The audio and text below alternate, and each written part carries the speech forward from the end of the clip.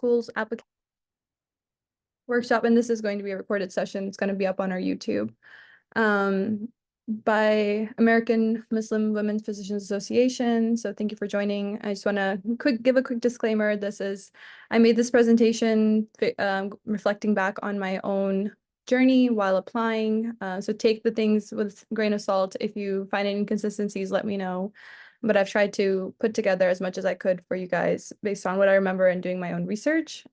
This does not represent my medical school's views. I'm not on the med school committee. This is just personal journey. And then there's that. So agenda, we're going to start with a prayer. Michelle's going to lead that. We have our introductions. We'll do the presentation, and then we're going to do a Q&A panel where you guys can ask questions if you have specific ones. So we'll start with our prayer first. Hi everyone, I'm going to start with the prayer. My name is Mishel. أعوذ بالله من الشيطان الرجيم. بسم الله الرحمن الرحيم. اقرأ باسم ربك الذي خلق. خلق الإنسان من علق. اقرأ وربك الأكرم. الذي علم بالقلم. علم الإنسان ما لم يعلم. In the name of God, the most beneficent, the most merciful. Read in the name of your Lord who created humans from a clinging clot. Read, and your Lord is the most generous, who taught by the pen, taught humanity what they knew not. Thank you. So some introduction, as I already introduced myself, I am Aiza. I am a rising MS4, so just started my 4th year at Dell Med, and then I'll let the panelists introduce themselves as well. Hi everyone, my name is Mishel, and I'm a rising MS2 at UT Southwestern. Welcome everyone, my name is Yusra, and I'm a rising MS2 at Long School of Medicine. All right, so first we're going to go through our presentation very quickly. I have some key terms that I'm going to be referring so you guys know what I'm saying. We're going to do some basics before applying, basics of the actual applications themselves, and then what the primary and secondary applications are like. So some key terms: TMDSAS stands for Texas Medical and Dental School Application Services. ACOMAS is the Osteopathic Medical Application Service. MCAS is American Medical College Application Service. So ACOMAS is all of the DO schools. MCAS is all of the MD schools in the rest of the US. And Texas is its own thing. We have all of the Texas MD and most of our DO schools as well. There's primary and secondary application. So your primary application is each one of these, and then secondary applications are school specific, so what each school wants. CASPER is a situational awareness judgment test thing. We're going to cover it a little bit more. I have a whole slide on it. And if I say ADCOM, it just means admissions committee. There's a timeline. It's a beautiful graphic that was made by me. Hopefully you've all already taken the MCAT if you're applying this application cycle, but generally you want to be done with it by the January or May of the year that you're deciding to apply. This is also the time where you can be doing some pre-work on your application, getting your letters of recommendations together. May through August is when you should be working on your primary application and sending that in. And then June to December-ish is kind of the secondary application period. Then you have your interview season, pre-match, and then match day. We're going to have a different session on interviews and the rest of the stuff. So today we're only covering up until secondary applications. So starting off the basics before applying. So this is your scores, how to make a school list, and what you should be working on already. So your MCAT and your GPA, it can be a screening tool for some schools. For other schools, it's just a checkbox to make sure that you have one. You should be calculating your science and your BCMP GPA, which is your biology, chemistry, math, and physics courses. You can also refer to the guidelines to make sure your courses do count towards your BCMP GPA. So I was a psych major. Unfortunately, all my psych classes did not count. It counted for my overall GPA, but not for the science GPA. There are two ways of calculating this. So I went to UT Dallas for undergrad, and we had a Excel sheet. Let's see if it opens up. So essentially, you can put it in here. So if you're a freshman, or especially if you're in the beginning of your pre-med journey, you can keep track of your classes. So you have your UT Dallas GPA, your school-specific GPA, your TMDSAS GPA, and then everything else. So it just makes it a lot easier if you're keeping track of it at the beginning of your journey. There's also online calculators that kind of do the same thing, but it's not the Excel formulas or anything. So if that's easier for you, that may be more beneficial. I don't make this full screen again. There we go. And it can help you make a school list. So ideally you want your GPA to be good. So when you're in your school years, should be focusing on that. 3.5 or higher is probably going to be okay. 3.7, 3.8 is usually the average, but it depends on the schools. A little bit more about that. So to make a school list, how many schools should you be applying for? You can apply for 5 to 25. I was told 15 to 20 is like a good area. Just you have to, it's personal to everybody, depends on a lot of things. So cost of the applications, completing secondaries, like are you going to be able to commit to all of the schools that you're applying to, finishing all of their secondary applications? How do you even start? Location and acceptance is kind of the first place. That's how I did mine. So 90% of the Texas seats are reserved for Texas residents. So if you're living in Texas, you probably have the best shot of getting into school here. Cost of attendance, are you paying an in-state versus out-of-state tuition, especially if you're having to pay out of pocket? Texas schools are generally cheaper. So my school's tuition is about 21 to 22,000, whereas some out-of-state schools cost about 50,000 just for tuition. Mission fit, does this school serve a specific population that you want to work with, where if it's urban versus rural, is it border populations or global health? Is that something that you care about? And then scores, where do you kind of fit in with where their average scores are at? To create a list, you'll hear these terms called far reach, reach, target, undershoot, or safety schools. I don't personally believe in safety schools. I think you should apply and really be in on applying to the schools that you're applying for. MSAR is the best $28 you will spend. It has all of the med schools categorized there that tells you their average and their median score. So very good for stratifying schools, especially based off just scores. It can also have their mission information, has their contacts. So it's like a one all-encompassing resource, and it's maintained by the MCAS. So it's actually aggregated information. It's not just anybody just putting it on there. It's based on research and actual data points. The Holy Trinity and its unholy stress. It's someone famous as me, obviously. Just to give a few chuckles here. This is kind of how you feel when you're applying, but it's not that bad. Oh, One second. Okay, so there's 3 applications that we already kind of talked about. So there's the Texas, the DO schools, and all the other MD schools. Texas schools have a flat fee of $215. They do not have any fee waivers, but you can apply to 12 MD schools, except TCU. Baylor actually joined TMDSAS 2 years ago, I believe. It wasn't part of TMDSAS when I applied, but now you get to apply to that as well. And it has 2 DO schools, TCOM, which is awesome, and then this new one that opened up in Sam Houston. ACOMAS is $198 for the first program, and then it's $55 for each additional program. They have limited fee waivers, so if you can qualify, you should definitely apply for it. And it has all the other DO schools, and it has the San Antonio DO school in Texas as well.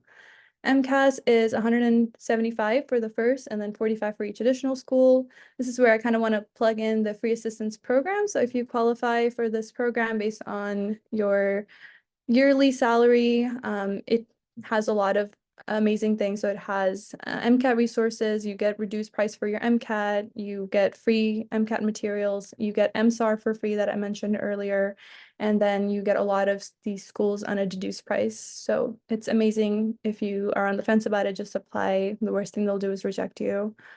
And this has all of the non-Texas medical schools. So brainstorming, so ideally, if you're applying the cycle, you've already done this. This is kind of what you should have been doing in your February to kind of May area. So you should have been emailing your letter writers. So these are how many maximum number of letters you can send in. For Texas, it's 3. For MCAS, it's 10. That means maximum. It does not mean you need to have 10, because you can get, for these ones where it's 10 and 6, you get to choose which letters you want to send to what schools. For ACOMAS, one of the letters must be from a DO physician. A stronger personal letter is better than more letters or mediocre letters from well-known people. So you really want people who can really speak about your character and give examples about who you are as a person to be writing these, because that's what schools are looking for. What I was told when applying was to get 2 science professors and 1 non-science professor or a physician. And then you can submit your applications before you get your letters in, because sometimes there's a delay with letters inevitably. You could have been using the Excel sheet to calculate your GPAs. It's just some tedious work to make sure it's out of the way. And then you're brainstorming ideas for your personal statement. So UT Dallas gave us some really nice pre-writes that I've linked here that you can use. It kind of just gets you thinking about why you want to become a physician and what activities you've been doing to kind of support it. Dr. Ryan Gray has some really nice resources. So he has a book. Me and my best friend actually just split cost of it, and we both read it, and it was awesome. He has a book on personal statements, and then on YouTube for free, he has these application renovation series where he'll go through applications of really wonderful sounding applicants on paper, but when you start looking and dissecting their applications, unfortunately, they have either really bad letters, they have really bad personal statements, or they just did not write about their activities as they should have. So learn some lessons from that. Now we have talked about this area, we're going to work on sending in our primary application. So TMDSAS opened on May 1st, and you could start submitting it on May 15th. COMAS opens on May 4th. Couldn't find if you can submit it that day or not. So if anybody has the information, let me know. And MCAS opens up May 2nd, and you can start submitting May 30th. When you hear about these application services, especially for primaries, you'll hear people say, apply soon, it's rolling admissions. What that means is schools will start extending out and reviewing your applications as they start receiving them. So if a school is interviewing people as fast as the applications are coming in, those people will get in their interviews first. So you should try to be earlier. I was told definitely to apply before July. Applying in August, unless you're extremely strong applicant, really diminishes your chances of being looked at. Rolling admissions means applying fast, not on the first day. So apply when you are ready and make sure your application is good. If it takes an extra week or 2 to make sure you have everything set in stone, do that, take that time, and make sure you read over it and proofread your thing. So don't worry because it opened up on the 30th and now you have to submit it in. You can take another extra week and make sure your application is good. So some guidelines for TMDSAS is going to be the main focus because that's the main application service that I used. This is an app guide that's linked. It's wonderful. It walks you through every single part of the application. So essentially you have your basic information, that's your demographic info, activities and awards sections. You can choose 3 meaningful activities. You get 500 characters each, and that does include spaces and words. So you have to be very smart with how you're wording things when using that space. You get medical school personal statement, which is 5,000 characters, and then 2 other essays, personal characteristics essay, which they actually increased the character limit this year from 2,500 to 5,000 characters. So you can write a little bit about a lot of things. Optional essay, which is not really optional, it just essentially means anything else that can enhance you as an applicant. So you should definitely use that space because again, this is your primary application. It's going to all of the schools. So use that area to talk about something that you've done, that you're proud of, and that you haven't had a chance to really shine anywhere else. We have the MCAS, it's kind of the same thing. You have the application guide right here, basic information. You can enter 15 experiences for this one. They also get 3 most meaningful activities. Character limits are a little bit different, so you can add a little bit more. Personal statement is only up by 300 characters. So I personally didn't change mine because 300 characters was going to make that much of a difference in mine. So I just used the same personal statement for both. And if you're applying the MD PhD, you have 2 additional essays. OCOMAS is also kind of the same thing. All of these will have the basic information, your awards, experiences, and their personal statement is also 5,300 characters. All right, so now Casper, which is now known as Acuity Insights. It was called Casper when I applied. That makes me feel old.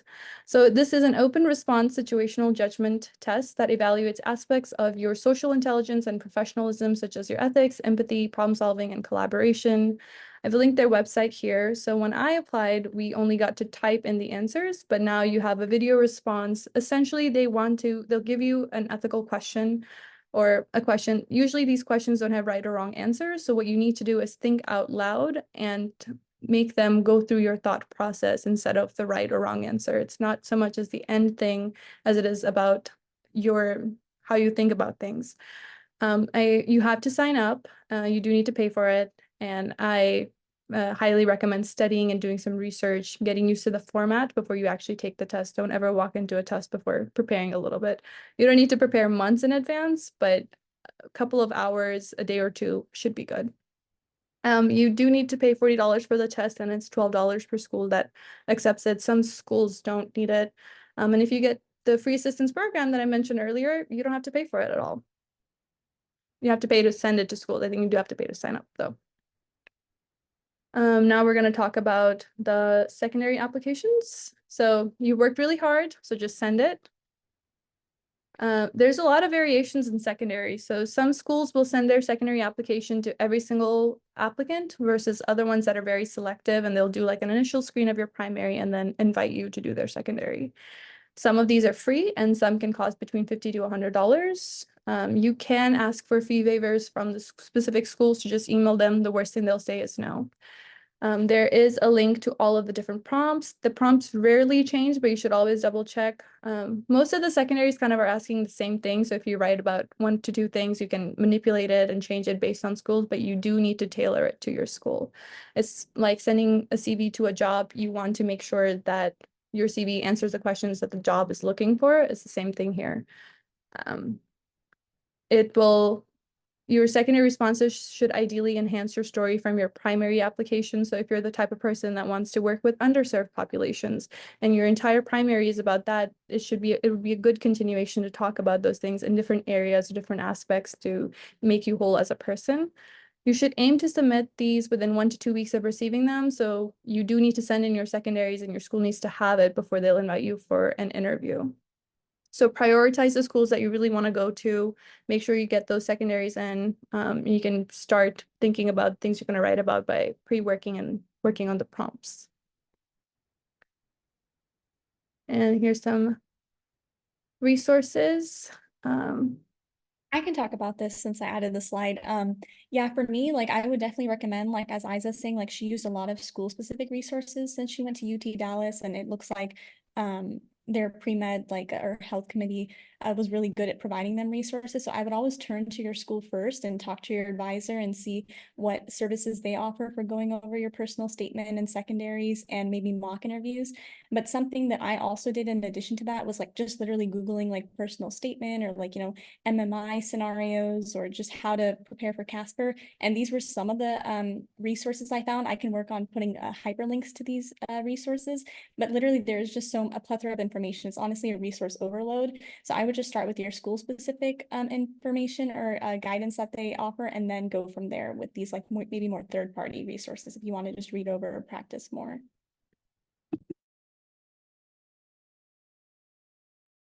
Awesome. And then interview season. So we're gonna plan another review series for you guys to practice interview and like give you tips and tricks to make sure you interviewing well, because that's like the final piece of the puzzle.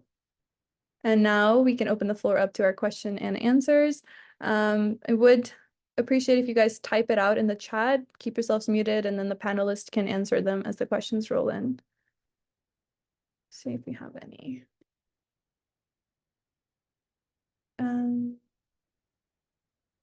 Okay.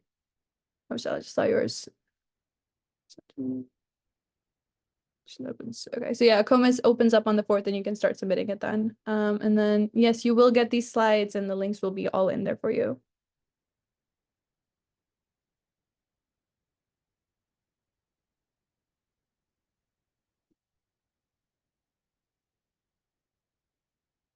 Ideally, your science GPA and your average GPA are around the same. So 3.7, 3.8 is kind of the average. But it's school dependent. Again, people are below and above average, and that's not the median score.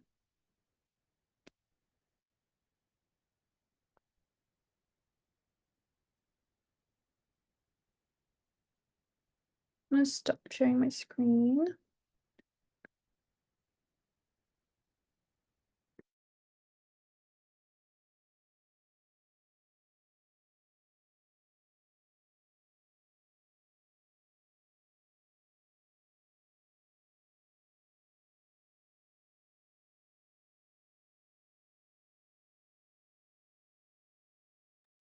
So someone asked, are there any resources to have some help on revising secondaries? You can reach out to close friends. I had 1 to 2 people that I really trust, and I only kept it at that because too many cooks in the kitchen ruin the recipe. So you can reach out to those 2 close friends, or you can reach out in our big group. That's what we're all there for. So just reach out, and one of the med students can respond back to you if you want help from a med student. And then Iman asked, could you provide some guidance on what the ideal resume for med school application should look like in terms of formatting and content?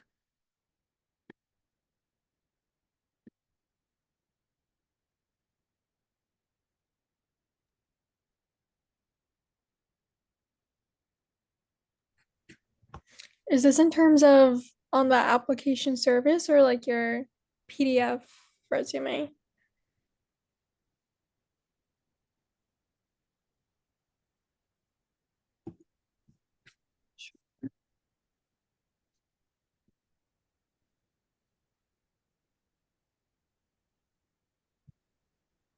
I just realized the messages are coming directly to me. Are y'all able to send the messages to the whole chat, or is it just allowing you to send it to me?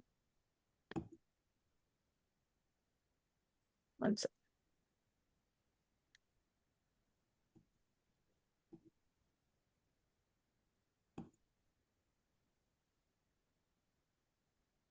It doesn't specify, so if you're wanting to, you don't have to actually have to send a CV or a resume for med school applications. It's a whole application service, and it walks you through how to fill it in. So there's specific areas where you have to put in information, and it'll tell you what the character limit is. So that's where you will put the information in.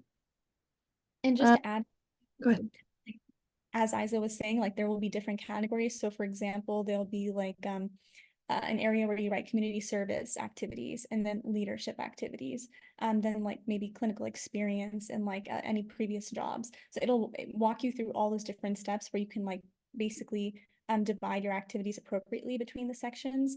But essentially there isn't really a place, I think, where you upload your entire resume, more so just putting it in the application service as they're asking for it in that particular format, which the handbook for both AMCAS, TMDSAS, and ACOMAS, they have like a lot of specific details for how they want you to put it in. And then some other advice that I received when I was applying is that don't just like list out what you did when you're describing the activities under each section. The character limit is low, but try to work on focusing on how like you grew from that experience or how it was significant in some sort of way to your learning and growth as a potential future physician. Because that's something that's not like always talked about. So you are pulling things out from your resume, but you won't write it out like I did A, B, and C, and then that's it. You kind of talk more about how you grew or how it changed your view on something and how that makes you a better candidate. Yeah, that's really good advice. And like there's this emphasis on showing versus telling and like using active versus passive verbs. And it's all about like, how did I grow from it? And like, how does this connect back to like, I'm going to be a better physician because of it?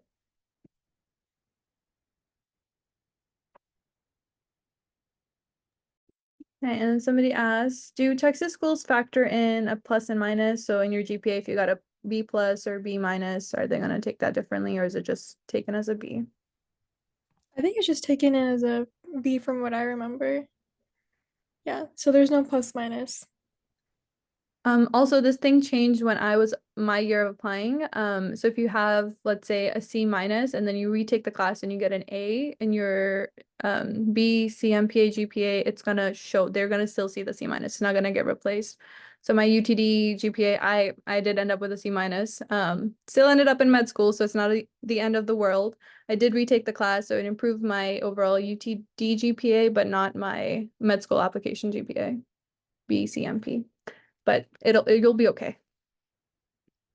Try not to get many though.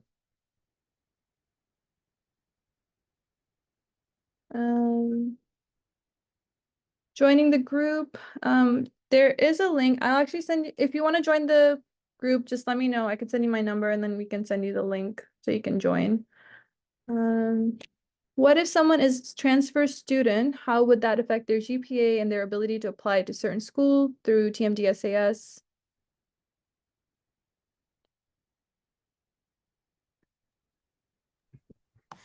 I think from what I remember, every institution that you attended, I think they'll just take account all of the grades. So from what I remember applying, they asked me like if I went to another like university or anything, and they'll just combine all of it, if that's the question. Yeah, I think that's what they were wondering. How would they calculate the GPA? So yeah, it's your overall GPA. You can mention all the schools you've ever went to. So I took some community college classes and I wrote in the grades I got for those and it overall calculates it. The annoying thing when I don't know if they've changed this when I was applying was you'll put in all of this information, but they won't show you the GPA that they're calculating. So you have to do your own calculation. So you know what you have, but they won't show you what they have for you. I don't know if they've changed that since then.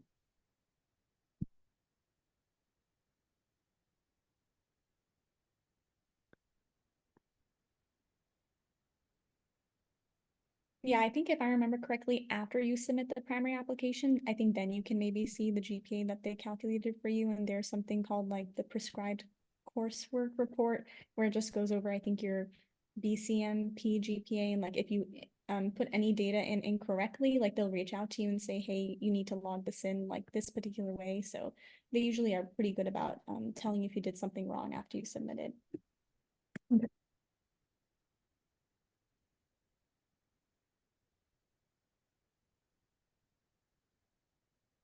Any other questions in general or applying?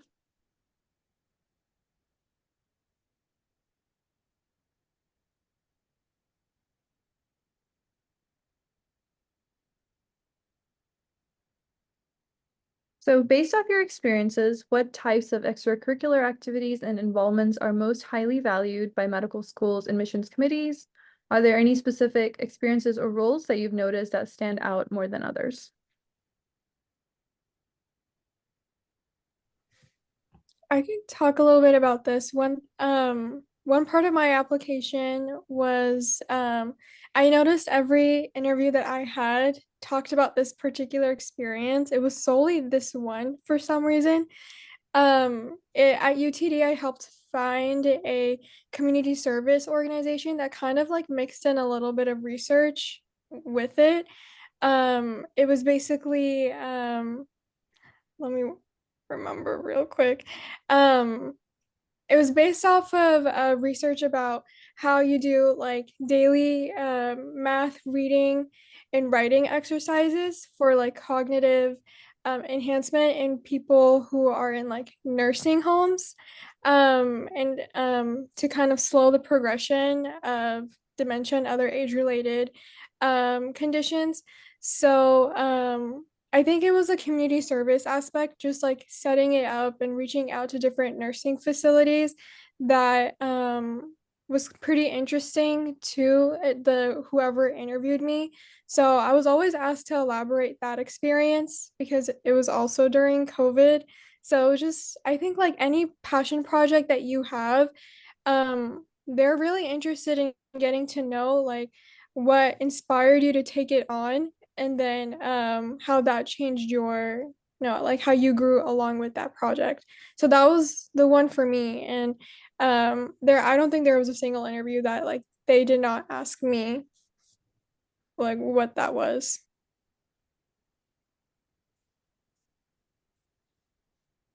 Another point, like building off of that, is just the way you speak about your experiences. I don't think there's any one experience that necessarily will make you stand out, but it's more so how did you grow from it and what you learned. And if you can like really write that on your application, then come interview time, they'll want to learn more about it and try to like really pinpoint like in person, like now that they're talking to you, like, can you describe this more, explain this to me?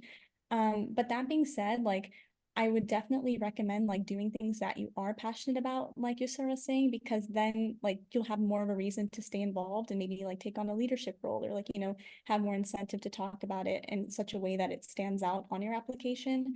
Like for me, like I was involved in like non-medical school activities too. Like I was in an a cappella group and I was in like a multicultural sorority.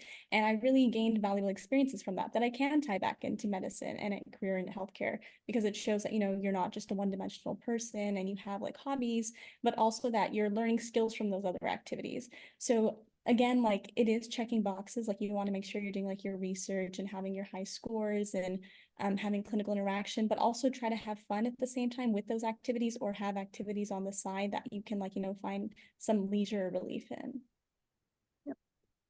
And the best advice I got as a pre-med starting off was write down 3 reasons why you want to become a doctor, and kind of in your years in pre-med or before applying to medical school, work on those things. So for me, for example, it was working with underserved populations. So I volunteered at a food pantry. I volunteered at free clinics. And then I'm also really passionate about mental health stuff. I was a psych major and I started a small group at UT Dallas called Funds. We would just get together once a week and just like do something that was not related to school. And I didn't do anything crazy with it. It was just me and my 5 friends, but we had so much fun, and all of us like spoke about it, and that was like a leadership experience. It was a fun experience, and I could tie that back into mental health because it's super important in medical school and medicine in general. So yeah, circling back, do things that you're passionate about because it's easier to do them, it's fun to do them, and you can easily speak to them. This is kind of the show don't tell kind of piece that comes into when you're applying and writing about all of the things. Someone asked, for the application services you mentioned, what kind of things what kind of things do they help with? Would you recommend them? This is for the Shamisen and BMO.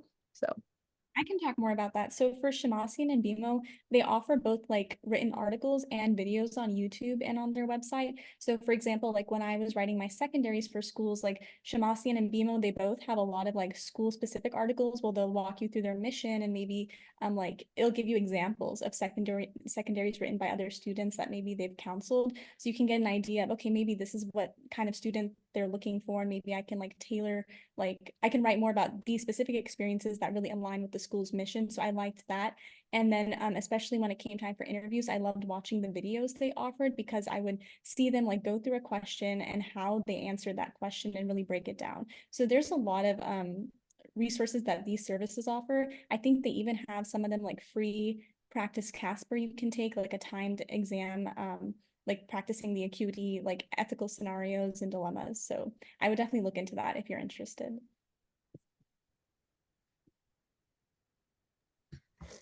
Okay, and then I got a question. How does it affect your admission chances if you have a mismatched GPA and MCAT? So if you have a high GPA and a low MCAT, or vice versa?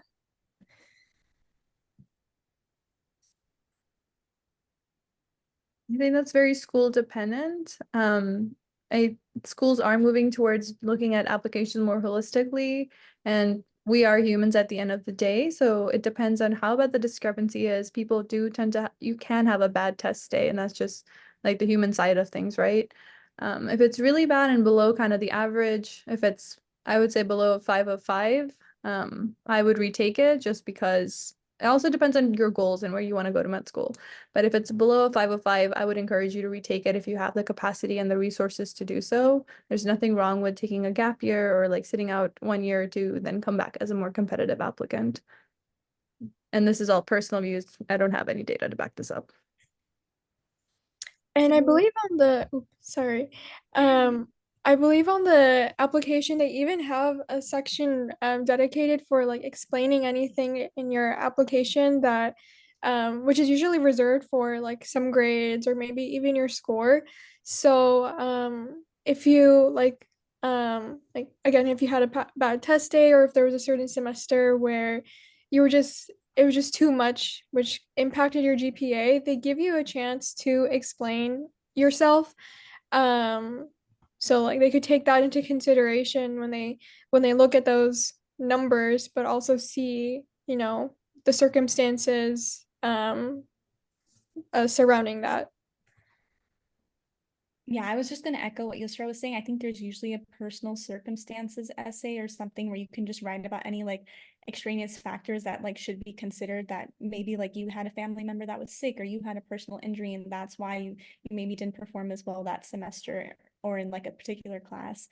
And then also if you really wanted to work on your GPA or like your MCAT, like, and you have the resources, like Aiza was saying, just go ahead. I would retake the MCAT. I took the MCAT twice. I think it's like really valuable if you can. And you need to, because the second time around it becomes much easier to learn the material again, and I think you have a better idea of how to take the test. And then for the GPA, I know a lot of students who would go and like do a post-bac program, which can be expensive, but if you can afford it and you want to put the time and resources into increasing your GPA, then that's always an option as well. But that being said, schools are moving to like a much more holistic process. So like if you have maybe a lower GPA, but everything else is pretty spectacular on your application and you've really proven that you still want to go into medicine, then I think like you still aren't like a valuable applicant in that scenario. So yeah, those are my 2 cents.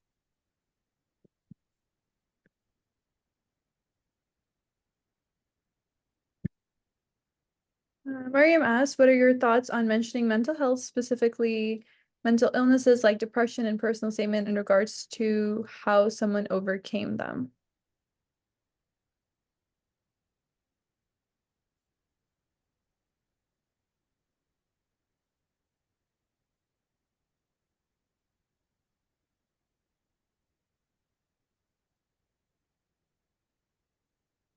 So it depends on if it's like for a patient or you specifically. Personal names against are super personal. And when I was applying, my school told me to kind of stay away from that stuff because especially if you're struggling with something, you don't know how the person who's reading it is going to receive it. So at the newer, more hippie schools, they're all for it, right? Because this is something that should be talked about. But at some of the more older schools where there are older physicians that don't have the same view of things, they can look at it negatively, and it just comes down to the person who's reading your personal statement and how they perceive it. And that kind of applies to everything. But I was told to kind of stay away from those things. It all depends on how you talk about it and um, how it's mentioned. If it's like, if yeah, it's a hard thing to say, but it'll depend on how you choose to write about it, how you overcame it, or what are the things that are going to prevent you from um, going back into like it's an episode of really bad depression, then that can impact your grades or anything right like that, right? At the end of the day, med schools want people that will complete medical school. So if you can talk about how it's not going to impact grades or anything like that, then it's totally fine to do so. I personally wish there was less stigma against mental health problems in general, but I would definitely have some people review it, especially some of the more older school attendings, just to get kind of see where their head's at with it. But why not? Like I when people are writing about it, I say write about everything and then you can like edit it out. Yeah, it's definitely something you might want to talk about with like your advisor or like older peers who are ending up reviewing your personal statement. Because if it is ultimately like a story of resilience and like you've really overcome it and you can tie it back to how you can potentially help a patient one day with it, then it could be a really strong story. But it is a touchy topic, unfortunately, still. So you just have to navigate it wisely. Somebody asked, I got my undergrad degree 7 years ago with a low GPA. Do I need to redo my undergrad degree or can I retake specific courses to boost them up?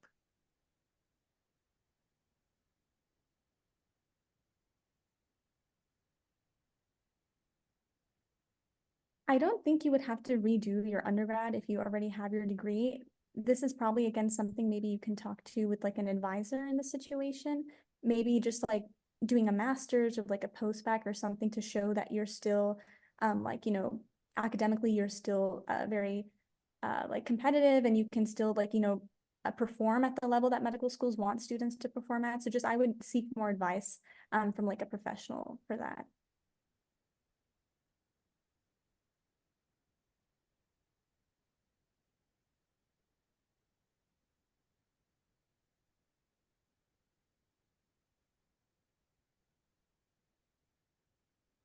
Is a requirement to have minimum of 3 letters of recommendation, 2 from a STEM professor and 1 from a non-STEM professor?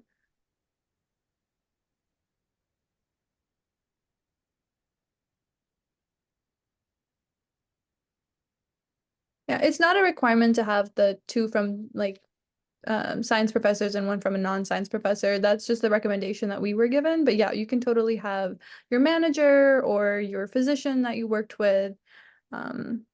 But as long as it's somebody who can really speak to your character and in different situations, I think you should be fine. If you're UT Dallas, they write the committee letter, and in that we kind of got 5 people who were able to write it, and then they just write one big letter for you. So it's like a packet. So if your school does that, definitely talk to your advisors and see what their requirements are. But for us at UT Dallas, that was a thing. But for your TMDSAS, as long as it's somebody who can speak to your character, you should be good.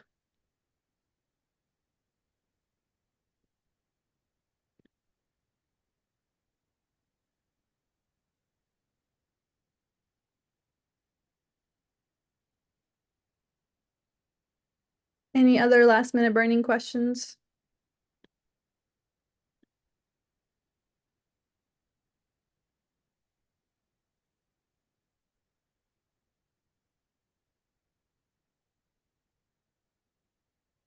Okay.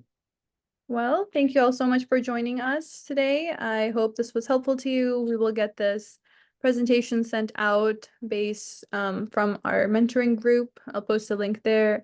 And then this entire meeting is being recorded, so we will put it on our YouTube channel. So if you want to look us up, it's AWMPA on YouTube, and you can find all of our different series.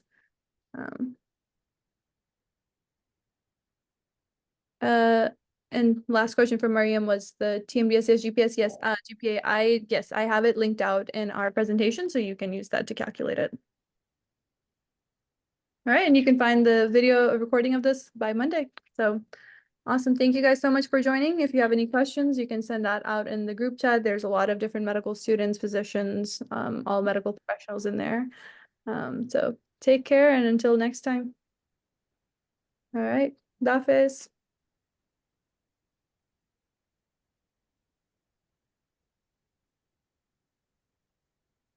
So.